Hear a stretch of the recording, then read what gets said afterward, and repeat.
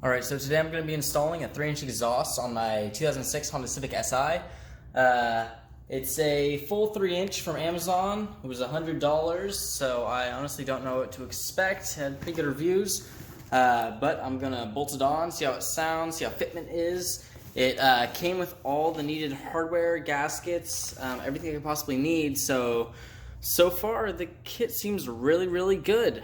I got the old exhaust off, that's all stock over there, and I just finished installing my Alpha Series catless race header, so we'll see how they pair up together, and I'll let you guys know how it sounds.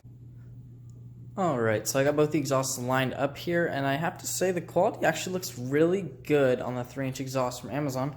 The welds are all in really good shape.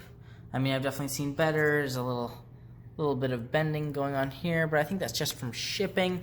The only issue I've actually come across is that one of the bolts showed up missing the nut. So you can see that all the hardware came with the bolt and the nut on it. However, this one was rolling around freely in the box, and the nut is nowhere to be seen, so it was probably lost in shipping.